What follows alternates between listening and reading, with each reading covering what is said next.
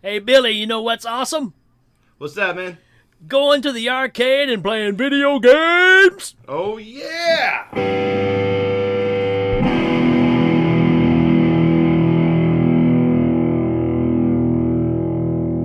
You know, arcades are coming back.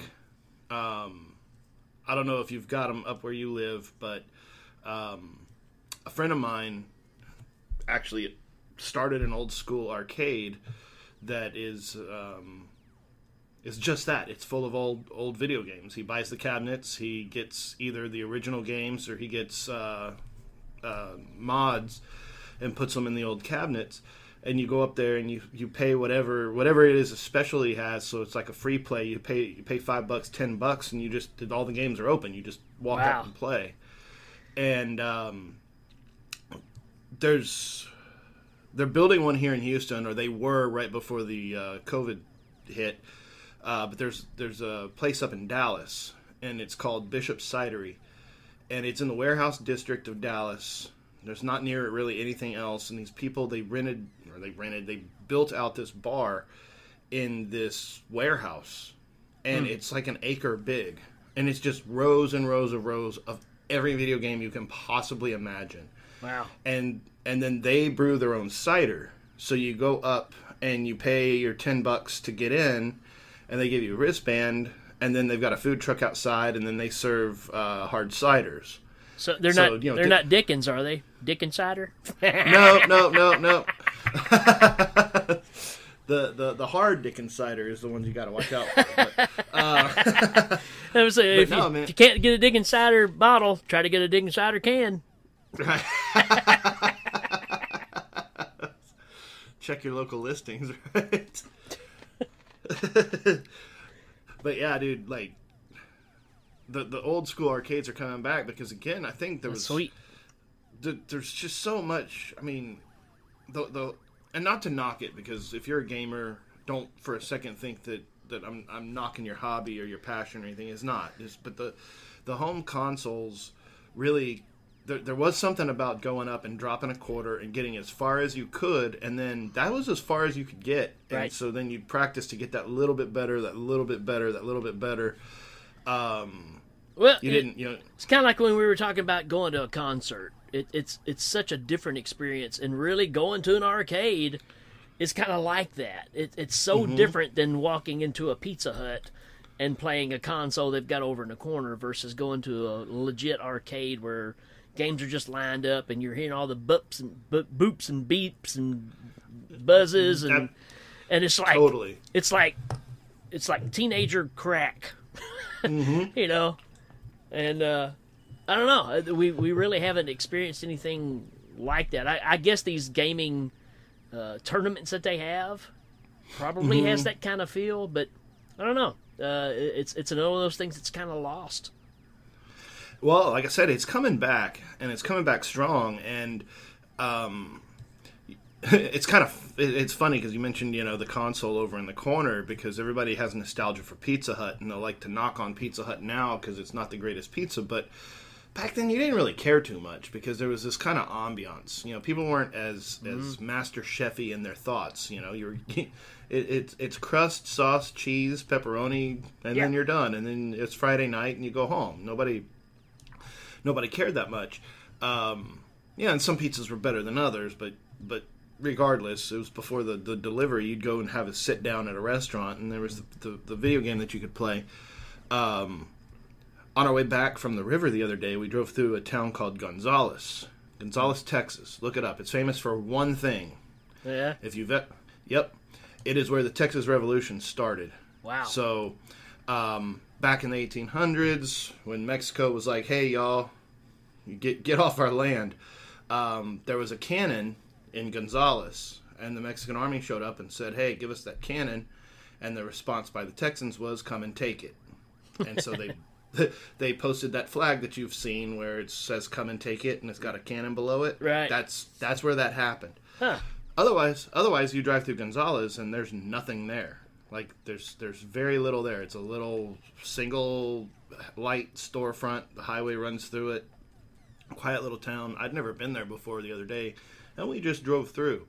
But I saw something intriguing, and it was a Pizza Hut restaurant with the old school logo on it, and it's Pizza Hut Wing Street, but Pizza Hut Classic. Cool. And I looked that up, and apparently they're going back to the old format in certain restaurants in small towns. And I was like, okay, well, it was only open for takeout and delivery, and we were driving through there. But I might have to make a pilgrimage out to Old Gonzales just to sit down in a Pizza Hut Classic just to get that feel again. Because get it back. Yeah, I mean, even bring it out in the red cup, the red transparent cup. You know, I want the little pizza guy on the little hand puppet that you used to get. And all that. I mean, yeah, bring it back. Bring it back. That's the stained glass. Yeah, lanterns. Lanterns. Yeah. That's some fun stuff. Yeah, and it's funny because when Becky and I, growing up, going out on dates, it was Pizza Hut. That's where we went, and just like everything else, they built the new ones across town because that's the busier part of town now, and it lost that feel, man. For some reason, those old Pizza Huts were comfortable. We're not even talking about video games here. We're talking about Pizza Hut. Yeah, but. I'm glad to hear that they're kind of bringing that back, which does tie into an early arcade experience for me, hint, since we're talking about Pizza Hut. And we'll get to that in a little bit. But yeah, man, that's awesome. I would love to go to an old-style Pizza Hut. That would be awesome. Yeah, I mean, that, like I said, I had to Google it just to see what that was about, and I was like, oh, awesome. And like you say, the arcade, because, like, again, when growing up in a small town, we didn't have a proper arcade. Yeah. There were places that had video games. Ours, we had a Pizza Hut, but they only had like the one little Miss Pac-Man console. Yeah. We had a Mr. Gaddy's that had like 5 or 6 video games along a wall. Yeah. And that was like a Friday night thing for us kids. You can go up there and Dad would throw a $5 bill into that change maker and hand you a bunch of quarters, and then you just felt like you were on top of the world, like. And of course, it was $5.80, so that was actually a lot. It went quite a while, yeah. Yeah, but yeah, I mean, we had a blast, and then of course, the real arcades where it's all dark and the lights are just like you say, they're just blipping, and the sounds coming out of all the video games at once, and it. Every now and then a couple of them would like match up and they'd play a chord of video game sounds. But yeah, man, so what's some of your favorite games, either old or new or somewhere in between? What was your go-to when you went to the arcade? Well, to kind of back it up just a little bit, the voyage into the video games, because, my folks split when I was 9 years old, 10 years old. And so weekends is kind of got to hang out with Dad, and we would go shoot pool, pinball machines. I was really big into pinball. And you slowly started to segue into those other machines over there that took your quarters, right? That, which would be an oddball game at the time. But, obviously it all goes back to, as far as the actual console game, Space Invaders was probably the first one I remember putting my eyes on and going, wow, this is really something different. I remember growing up, 77, 78, and a guy that lived down the road had Pong, that you could play. So I was always kind of around these things, but I never just totally, got absorbed by any of them. But, yeah, man, I'd say Space Invaders was probably the first one that I remember actually dropping a quarter in and doing terrible at. Of course. The thing was, these games were not designed to win. They were not also designed to get good at. They were just designed to be played. And then one kid would play it and walk away, and another kid would play it and walk away, and that was the design. Right, yeah. You just imagine it was like a live-action Pac-Man. It's just like waka, waka, waka on the quarters. Yep. But yeah, same thing, man. When I was a kid, when I was a kid, my dad worked at Radio Shack. He was a store manager at a Radio Shack around the corner from our house. So my mom would take me up there, and while he was working, and back in the 70s, when Radio Shack had all the toys. They had like the fire helmet with the flashing light, and they had all the little electronic doodads and noisemakers and stuff. They had Space Invaders, like it was a computer console sort of thing. It was demo only. I think you had to. I don't even know what it was. I know you couldn't buy it.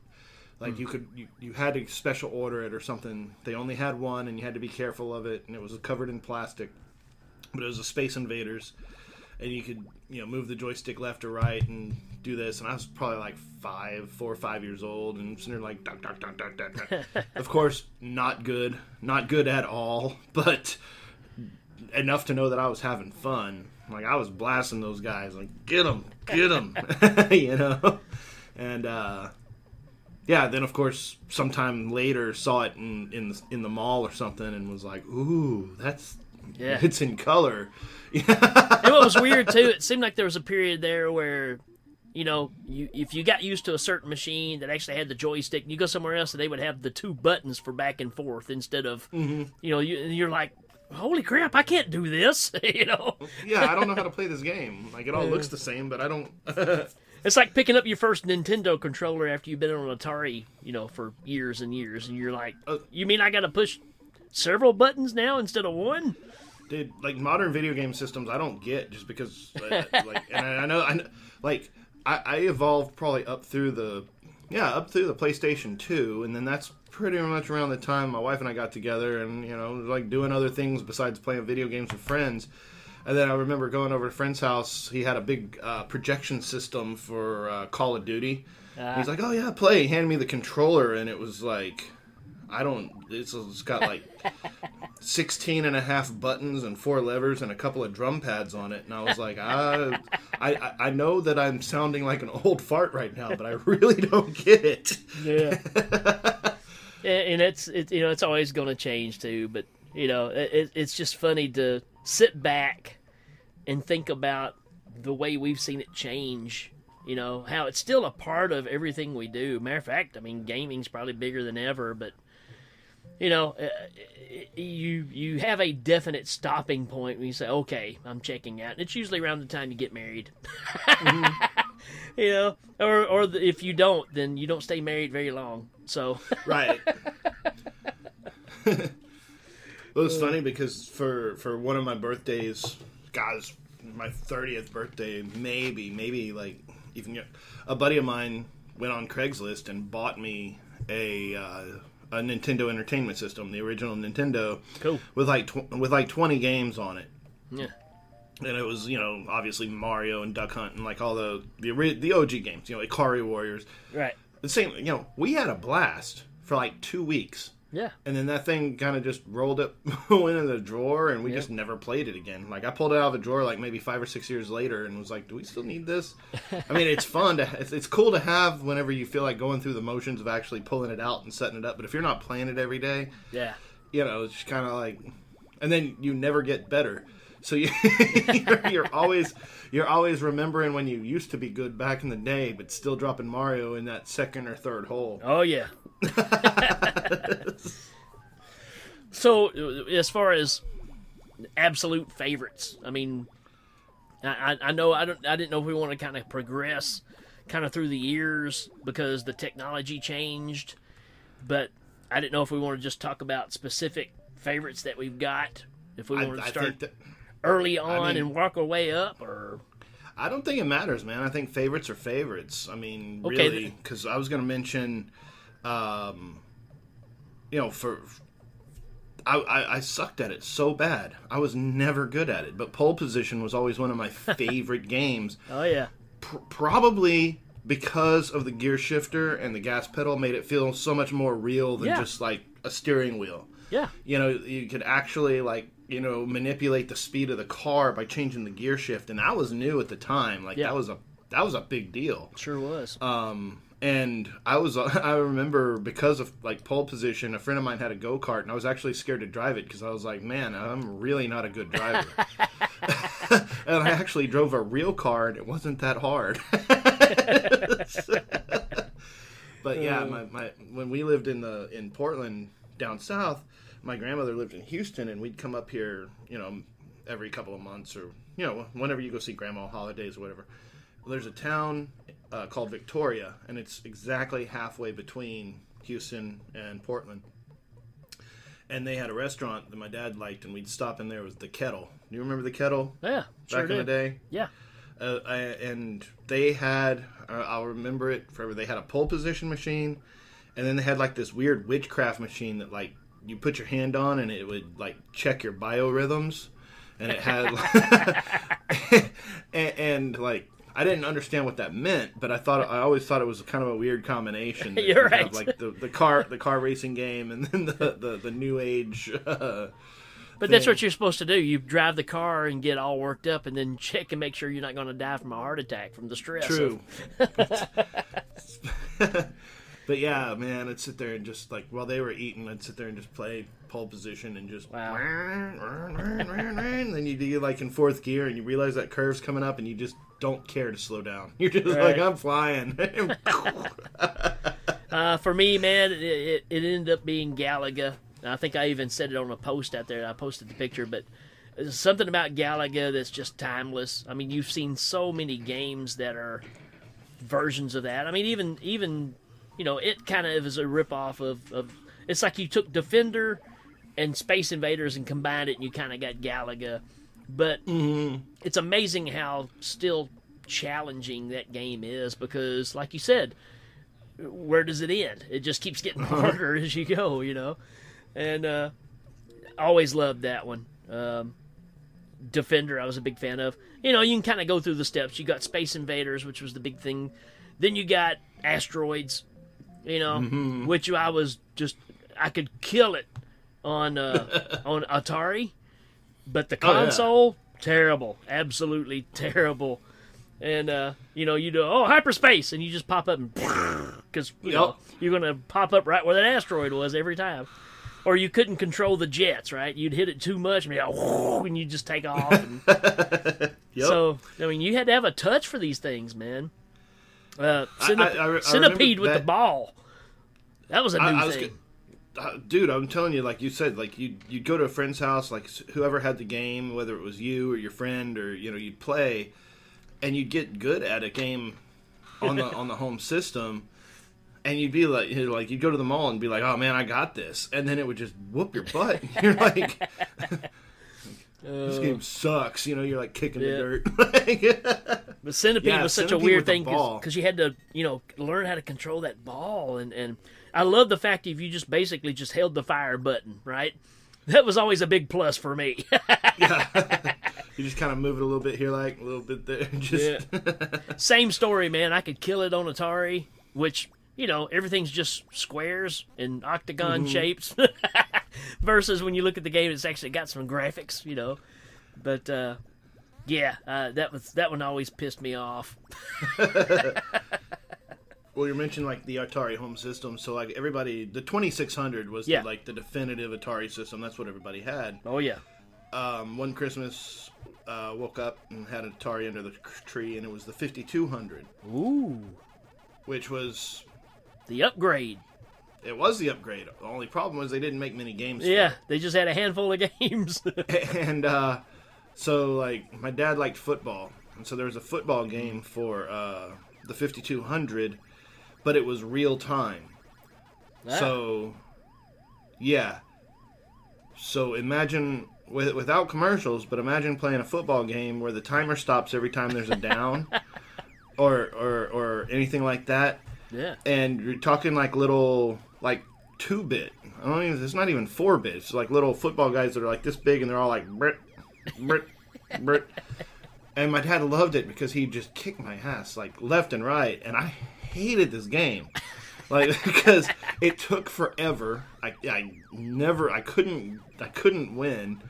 And then even when you did win, like say you like got out in the open and you caught the ball and you were running like a completely undefended touchdown. It was like Brit, Brit, Brit, Brit, and oh man. But yeah, well, like I graduated to a ColecoVision, which would still nice. I bought the added on plug-in that would actually play all your Atari 5200 games or 2600 games. 26, yeah. And so that was kind of cool because you still could play your old games but use the updated system. and I found an Activision game called Dragon Attack, which is like this is like Galaga and Space Invaders mixed with these really cool looking creatures that come down, and you're basically a shoot 'em up. I love shoot 'em up games back then. You know, anytime that I'm a spaceship or whatever and I'm just blowing things up, I'm a happy guy. Oh yeah, dude.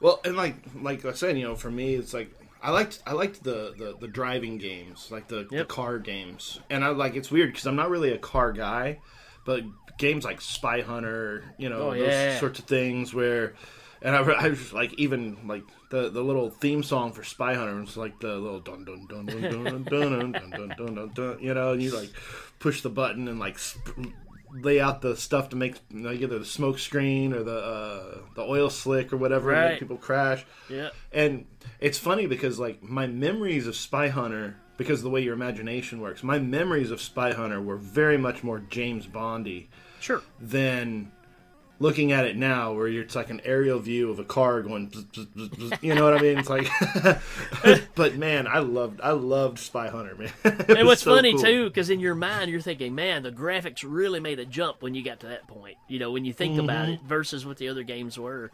But still, you look at it and go, that wasn't that much, was it? And speaking of that, I mean, how disappointed were you when, you know, you'd go play Pac-Man, and then Atari released their version, and you get it home, you're like, what is this crap? Why does Pac-Man have an eyeball? Yeah. And all the ghosts are all the same colors, and you're eating dots, or you're not eating dots, you're eating, you know, rectangles. Yeah. Yeah.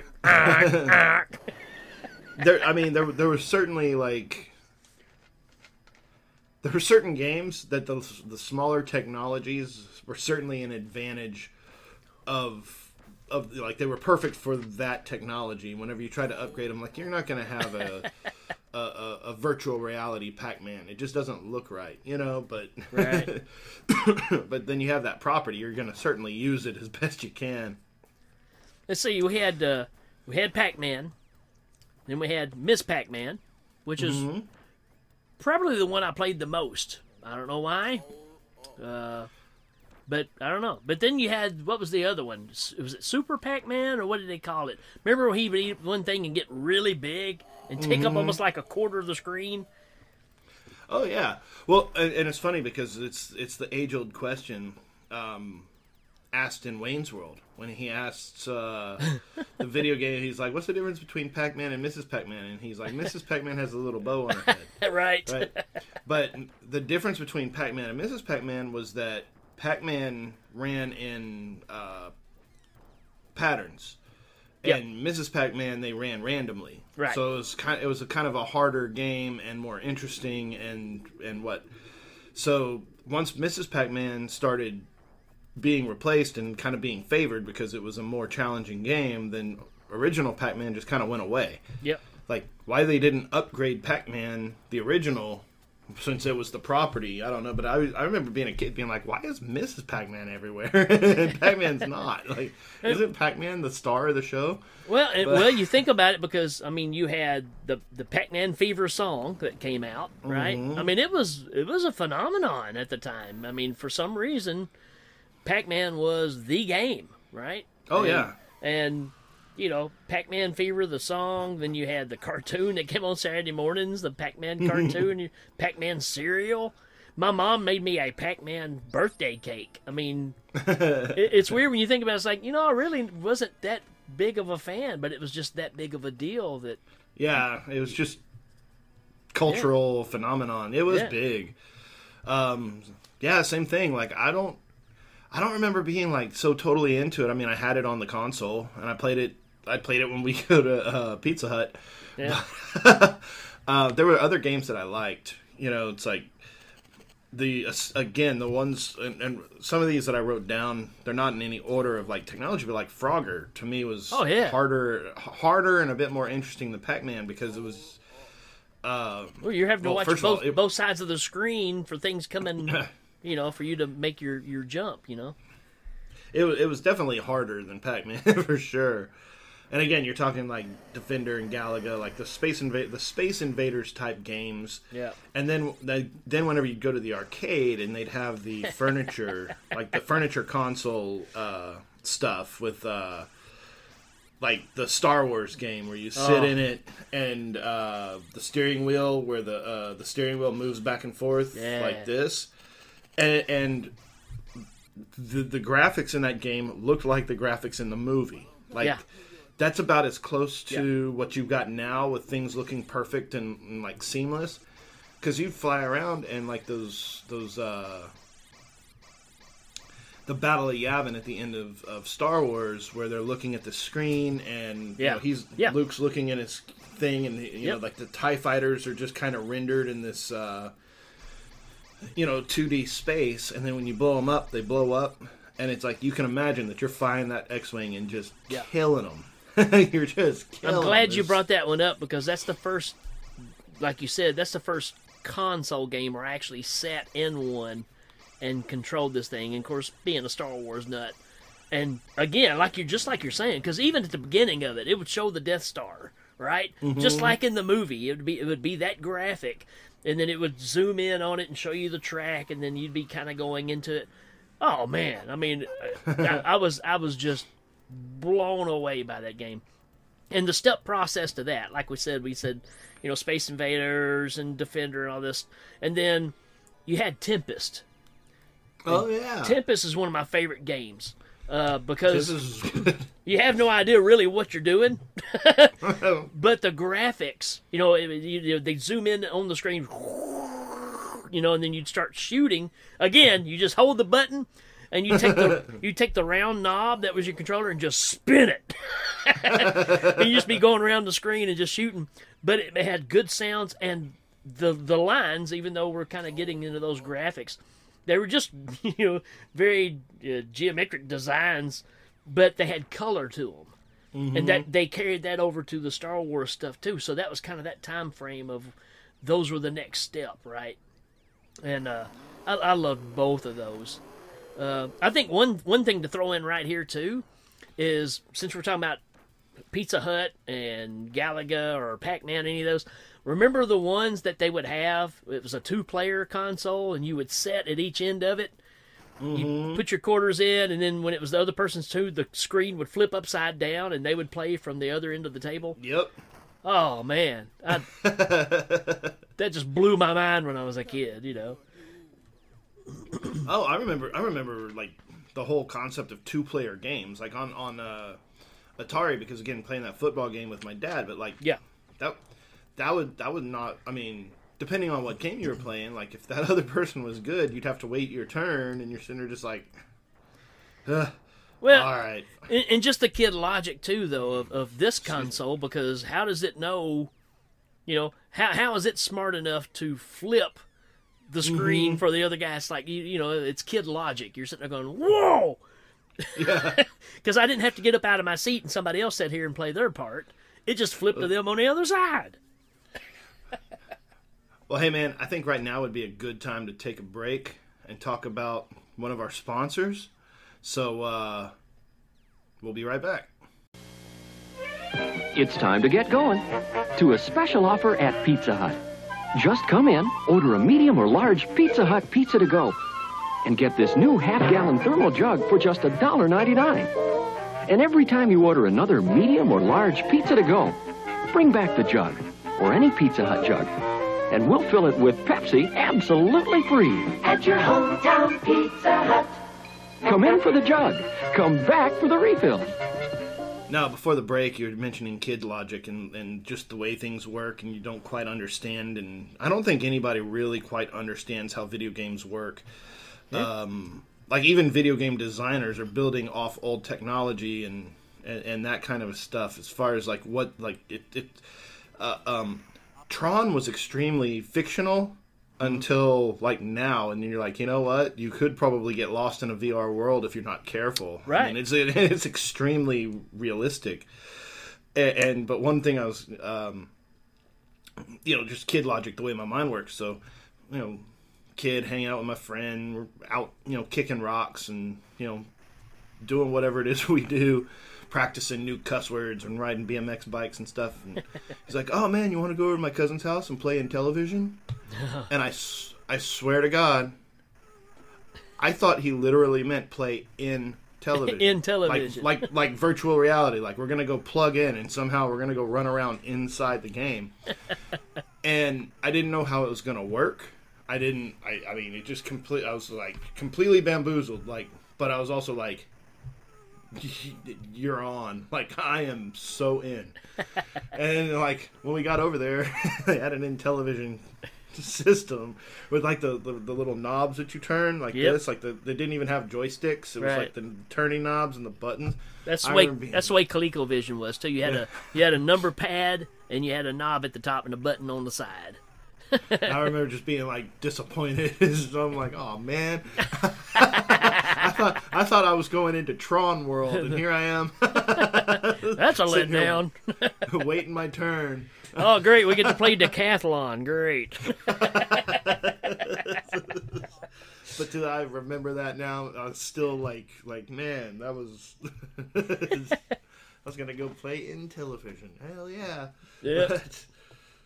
But yeah, dude. Like, again, Tron. Their games had to be good because the entire movie was about video games. Like, and again, one of those strange, dark movies that came out of the '80s where, it's all about video games, which are pure kid stuff, and yet you've got all these people in here just getting killed. Yeah. Like, all day. Like, real life people just dead. Yeah. And they're like, well, kind of, it's like, you don't waste your lives so frivolously anymore after you watch Tron. And the thing is, too, is as a kid watching Tron, you were so enthralled with just the effects that you didn't even know there was really a story going on. You knew this dude was trapped in the game, but you really couldn't tell one person from the other. It didn't really matter. You were just looking at those bikes. The red guys were the bad guys. Right. That's all you need to know. And, I mean, and it's hard to make people that didn't live through that time period how a big of a deal that was, because you're really tying into this generational move that's all about these video games, and you're making a movie that looks like that. It was... I mean, it was ahead of its time. I mean, now you can do those effects and make it look like that all day long, but back then, that was a stretch. Big stretch. It was, and what was great about Tron was they had so many different games. So, like, not all of the games were on the same, like, you could... One console might be just the bike game. Right. Or it might have, like, 3 or 4, or you'd run through the levels or whatever. Because I remember some Trons had the spin knob, and some of them had the controller, had the transparent, the joystick, the transparent knob, But yeah, Tron was awesome, man. Yeah, and it was hard. Tron was really a hard game. Like you were not terrible at it. Yeah, unless you played it all day long, you were not good at Tron. Yeah, and that's also kind of where you're getting at that point to when all of a sudden it took 50 cents to play a game. You're like, what? Uh-huh. What? Well, the ones that got... Well, I don't want to get ahead of myself, but I mean, these are all kind of the same. But the shooting games, like I posted Operation Wolf. Yeah. So, sometimes whenever you do something for the first time, like play poker or whatever, you got beginner's luck, right? Yeah. And we were visiting family somewhere, and we went to an arcade, and they had an Operation Wolf game, and for whatever reason, the gun was set on semi-automatic. It wouldn't just like brrr, it was like you had to pull a trigger for every, and I killed. Like, I made it through like 6 levels without losing a guy because I was just able to control. Like, I don't know if it was set on easy, but however it was set up, I was just like dominating. And so it became my favorite game ever. I'm like, oh, every time I see one of these, I'm going to drop a quarter in there. And the next time I saw one, I drop a quarter in there, and I'm like, and then like, dead. I'm like, wait, What happened to the controllable gun? like, like, but yeah, dude. And then they had the 2-player wolf, or if it wasn't wolf, it was Operation something, where it was just like 2 Uzis in the jungle, just wiping everybody out. And then, of course, whenever you had jungle movies like Rambo and Chuck Norris, and definitely the next phase. You kind of went from, the cowboys walking across the street and shooting each other with a wagon in between. You had that game, to the next jump being, these kind of games where, like you said, the action flick influence, right? And also, to go along with that, you also started having some of the martial arts games, and I mean those are the ones where you found yourself sneaking out quarters out of the house, digging through the couch looking for something. Because like again, Operation Wolf, but then like Afterburner. Oh yeah, that was around Top Gun. Yep. So you're flying a F-14 Tomcat, and you're just schooling everybody, and then you'd have to land it on the carrier, which you could get really good at on the console at home. But it's like, move to the left, move to the right, pull your nose up, let your nose down. And you're like, you can't do a flyby. Like in real life, if you're not flying right on the carrier, you can just fly over it and loop back around and try again. On this one, you hit the back of the carrier, you explode and die, and you're just your quarters are gone. But man, I'd dump quarters into Afterburner all day, because Afterburner was so much fun. Yeah. And that's the one that had like the little targeting thing again, like just from Top Gun, where it's like the target would flip around on the screen, and you move your joystick, and if you move your targeter a little bit too much, then the plane would start to move, and then the machine would move with you, and you're like leaning off to the side, like that was so cool. Yeah, well, and you're getting again to more of the sensitivity of the thing versus before, where it was just kind of, spin the centipede ball. It didn't have any repercussions really. I mean, you could still get shot, but this is where you're physically trying to land on this thing, and everything is, very touchy, and that just gives you more reality of what's going on. Well, and you remember it was later than Afterburner, but it was kind of contemporary with the gunship, where the helicopter, where you sat in there and you pull the joystick, and it would like move the entire machine, depending on like how you did things, whether you were playing or not. So if you didn't have quarters, you could still go sit in a gunship and move the joystick and pretend like you were playing. Well, we had about a quarter of a mile from my house where I lived. I grew up in this town called Gleason, Tennessee, and you probably saw me and one of my school buddies talking about this the other day, but about a quarter of a mile down the road was a Little General gas station. And video games was such a big deal at the time that they had a little closet off the side. You could tell this was made for just supplies. Cleaning supplies, janitorial supplies just for the place. They cleaned it out and put 2 to 3 machines in there. And, I specifically remember just finding every quarter I could in the house and walking down there to play these games. And they were, some knockoff games. I think they got some legit ones in there every once in a while, like Dig Dug or something like that. But for the most part, it was games you never even heard of. Like I told him, I was like, there's this one game they had where you were a paint roller. And he was like, what? I was like, yeah, man. You were literally a paint roller. And I looked it up, and it's got some crazy name like Adigan or something like that. But you're a paint roller, and you're painting these squares on the screen, and you're fighting off these pigs that are coming after you.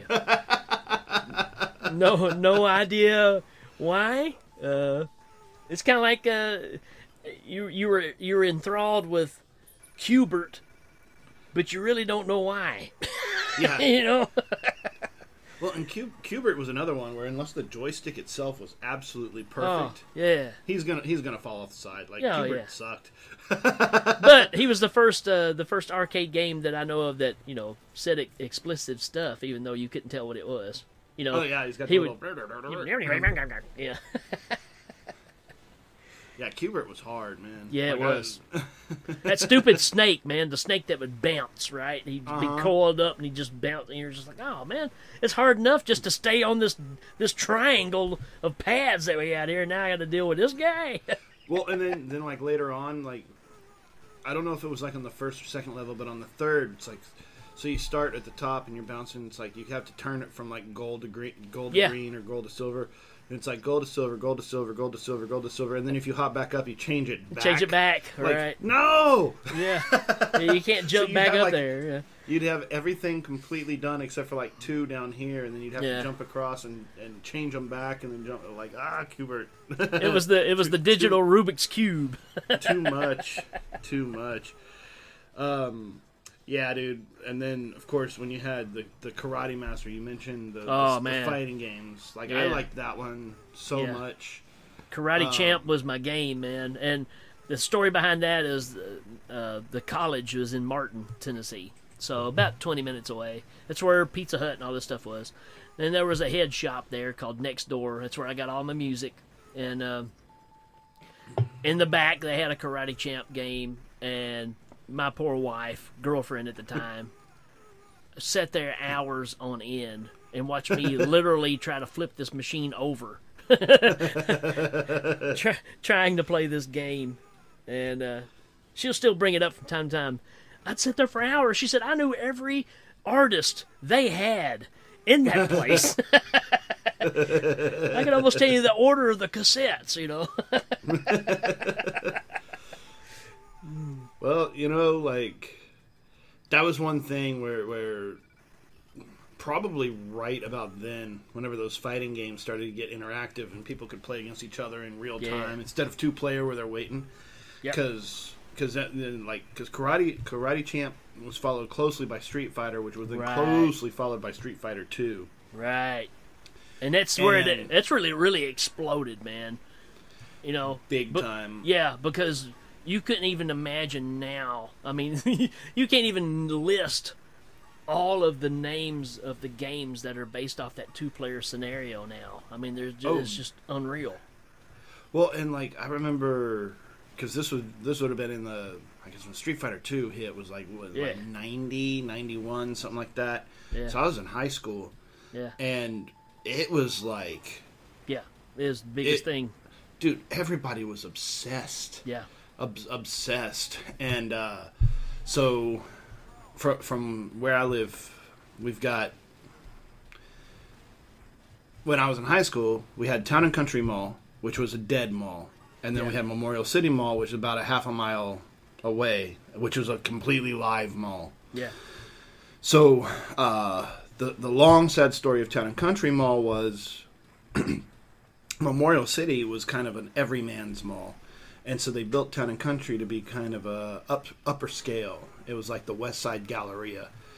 And so they built it, and it was successful, and it fleshed out. But then a few years after it got built, then they decided to put in a tollway. And they wrapped the tollway right around the front of the mall. Wow. So you couldn't get to the mall without exiting and looping back around and going like through several stoplights and then back in. Terrible. But the exit that you wanted to go, like if you're trying to get to Town and Country, the exit would drop you right in Memorial City Mall's parking lot. So if you were going to a mall, you'd just go there. And so Town and Country died. And it died slowly over, like, I always remember it being like, because they finally tore it down in like 2000 and built something else, which is actually a shopping center and retail hub that people go to now. It's packed all the time. But Town and Country, dude, like in the mid to late 90s, you can go in there and they still had like a McDonald's up on the 3rd floor that had closed like in the late 80s. Yeah. That still had like the McDonald land seats and chairs and stuff. Cool. it was neat. But yeah, so they had a tilt like on the 2nd floor, but in Memorial City they had a couple of arcades, and that's where all the guys would show up and like compete. Right? Sure, yeah. So you'd want to play Street Fighter, and you'd walk in, and there'd be like $40 worth of quarters lining the top of the machine and all along the windows and up and down. So you were never going to get a chance to play, because even if these tournaments just lasted like 30 seconds, you had like 4 or 5 hours worth of quarters up there. Right. So my buddy was obsessed. He's probably not listening, but if he is, Jason Jordan, dude, this guy would go and he'd break like a 50 and take the magazine that told you all the cheat, like all the not the cheats, but like the moves, and he'd go up to the tilt in Town and Country because it was dead. And he'd just play by himself for hours until he mastered the game so well that he could beat anybody. Wow. Like, and I'm like I'd wake up, it would be summertime, and be like, okay, where's everybody at? Wake up, roll on up, like, go to the mall, walk up to the tilt, Jason sitting there playing, like, hang out with him for a little bit. I'm like, all right, well, I'm going to go to the pool, catch up with the guys or something, like, what you doing later? He was like, shut up. Like, Blanca. Like, okay, man. It's like, I never got that big into it. I thought it was fun, but man, that was like you say, that was a phenomenon. There was people that were full on addicted to that thing. Yep. And my thing was, like, Street Fighter was fun. I enjoyed Street Fighter. But man, when they pulled out Mortal Kombat, I was just like, you mean I can rip people's heads off? Like, yeah, I mean, and this is so much better. The graphics too were like actual pictures of people. You know, they weren't drawn people. So, you know, that was really something as well. I mean, you know, it just, well, again, it's just that technology, the changes in it. That was, yeah. I remember the first time seeing that. It was just you know, I loved Street Fighter 2 and was pretty decent at it, but when I first saw the Mortal Kombat game, I was just like, wow, this is absolutely amazing. And, and of course you had in Mortal Kombat, you had both ninjas, but then I remember, because when Mortal Kombat came out, like, I'd been so far removed from, but Raiden. Yep. Oh, It's like, I know that guy. Yeah. Where do I know that guy from? You know what I mean? Like, I know him. Where's he from? And then later seeing Big Trouble in Little China, like, on a repeat, like, you're like, oh, absolutely, this guy. Yeah, without a doubt, man. And then you had, you know, I like to always throw this one in there because I really enjoyed this game, which was Rampage, which was kind of the same deal, except you weren't really fighting each other. You were just, you know, tearing down buildings, and of course they've recently made a bad movie of that too. So This is strange because that game wasn't terribly popular, and I remember being like, when they were like advertising the movie, I'm like, okay, what is this? And somebody's like, it's the video game. I was like, that really? that's the game you chose to make a movie of? I mean, and it's funny too because it's like, okay, you can either be like Godzilla, or you can be like a Wolfman, or you can be a giant. What was the other one? King Kong, like guy. Yeah. It was like an ape, a lizard, and a wolf. And I'm like, are you kidding me? I'm gonna be Godzilla every time. Of course. But yeah, I mean, but that actually, you know, you had the huge console that had where all three people could be playing at the same time. That was kind of a neat deal. But the graphics were still kind of a step back. Right there with Street Fighter 2. And then, like you said, Mortal Kombat really made a big change there, because then you started getting like Pit Fighter and all these other games that were, you know, you could tell that were possibly made by the same people trying to do the same thing again, where you had the background of people cheering, but it'd just be like people going, right? Like, just like the graphics in the last Star Wars movie, right? When you had all the Palpatines in the crowd. The, was it Aerosmith game, like in the 90s, where it's like the Aerosmith Revolution with the machine guns. And great it's like, game. It was, but it was just bizarre. Yeah, it didn't make any sense. It was a bizarre, no, I mean, it was fun to play, but it was a weird concept. Yeah. It's like you're gonna shoot up a warehouse for a while, and then you're gonna collect enough power-ups, and then Aerosmith's gonna pop out and sing you a part of a song. Like, yeah. Okay. I never quite understood that either, because you're fighting people in toxic suits and all this stuff, and Aerosmith's going to come out and sing "Dream On." All right. I mean, it was fun, but it was weird. Which led up to another game that I threw out there, which was the Terminator 2 video game. That one was awesome. Man. And I actually went all the way through that. I literally had people, it was me and another guy, first time I'd ever played it, and we made it all the way through the thing. Had people running and getting, here, take these $5, go get me some more coins so we can keep this thing going. And wow, that one was just, it's sad now because I look at the graphics and I go, wow, that really didn't look that good. It's much better in my mind. The thing is, though, and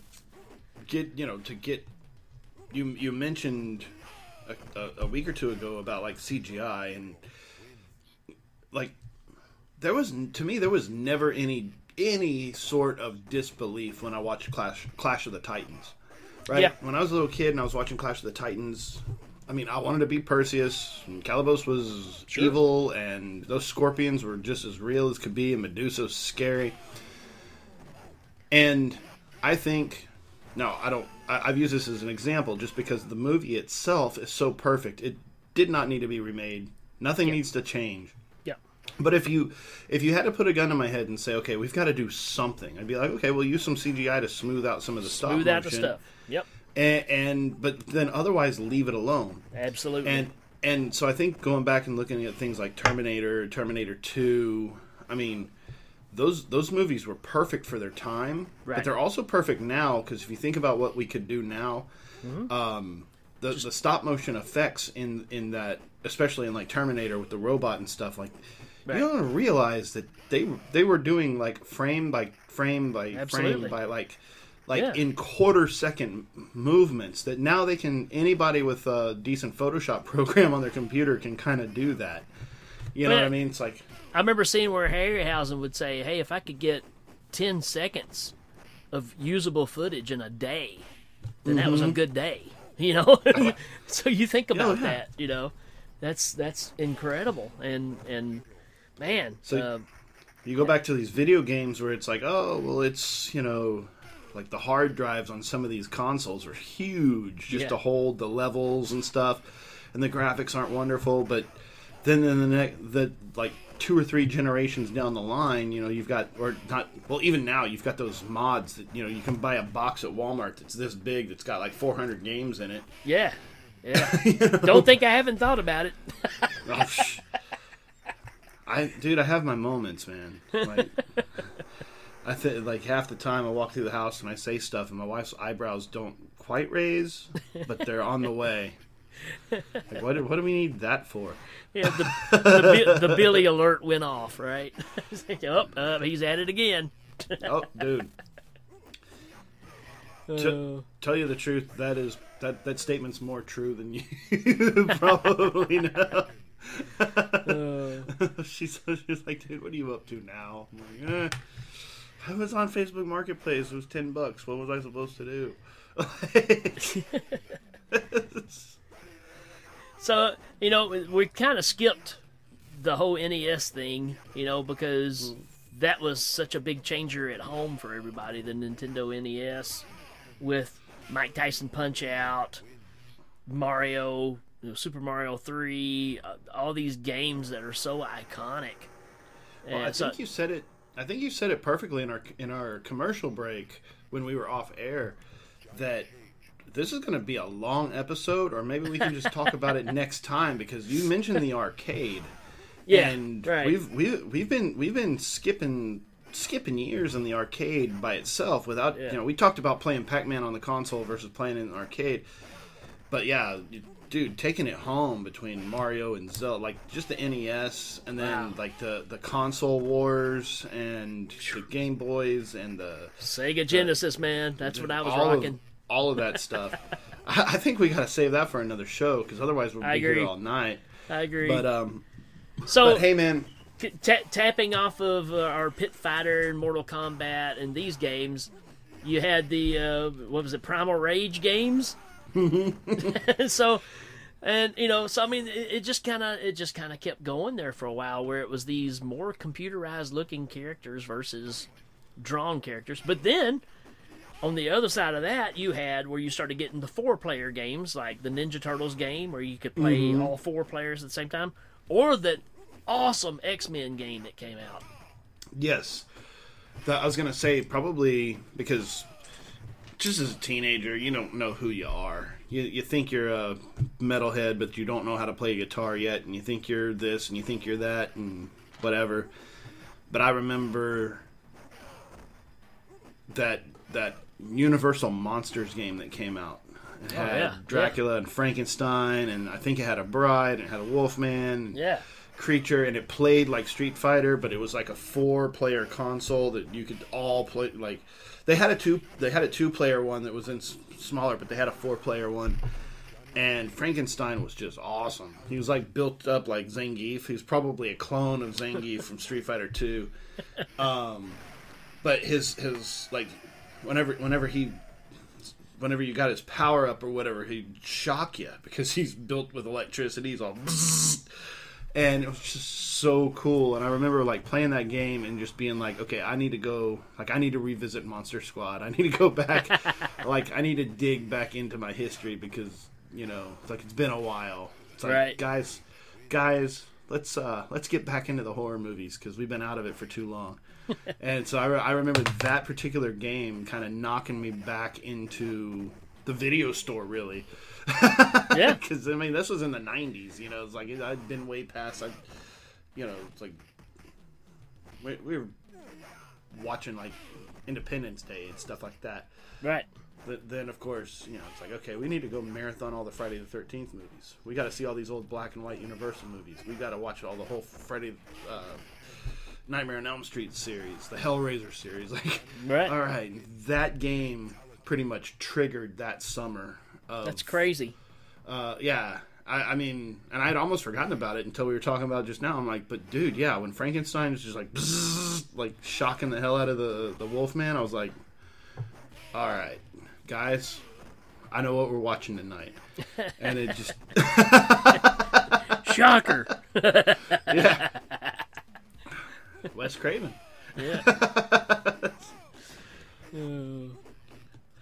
But hey, man, looks like it's gonna be a wrap. This has been awesome. Man. We could keep on going for hours. But... We haven't even scratched the surface. There's so many games that you want to bring up that, you know, there's no end to it. So with what Billy's saying here, I mean, you guys have already started it, just kind of sharing your favorite games. All those ninja games, man. I was eat up with those, man. And y'all just post your favorites out there. Hey, you guys forgot this one, or you know, yeah, keep it going because we all played them. Everybody played them. So, oh yeah, and of course, the video games aren't going anywhere. It's like I was listening to something the other day that's like most of the current top songs are in video games. So you're like playing virtual reality games on your phone or on your iPad or on your console, and you hear a soundtrack in the background. Yep, that's a song that's being sold right now on iTunes. Like it's the biggest music motivator that's been along since MTV in right 30 years. It's crazy. Yeah. But yeah, join the Facebook group, guys. If you're not on there already, it is a fun community. Nothing negative, nothing but positive stuff. Everybody's having fun, throwing out their favorite, their favorite car between Kit and the DeLorean or Airwolf or whatever else. We talked like the Jaws 2 episode went over really well, and I know for a fact that inspired several other podcasts because several podcasts I watch or I listened to started talking about Jaws 2 right after we wrapped. Orca's where it's at, people. Orca. I need to go back and rewatch Orca, but dude, I saw an advertisement because HBO Go had just put on the whole Jaws series. Oh. And I was listening to playing back our episode on my way to do some stuff, and I was listening to us talk about Jaws 2, and I was like, I know what I'm watching tonight. And I went home and I watched Jaws 2, and I was like, I am not disappointed. This has been a blast. It's awesome. A great movie, man. It holds up. So, I mean, but the funny thing is, I was inspired by us talking about it, being like, dude, they sound like they're having a good time. I'm going to watch this movie. And that was me. So it's a fun Facebook group, though. But yeah, hit us up. We've got to get off the phone right now so that we can start talking about what we're going to talk about next week. And yeah, stay awesome, guys. Whoop, whoop.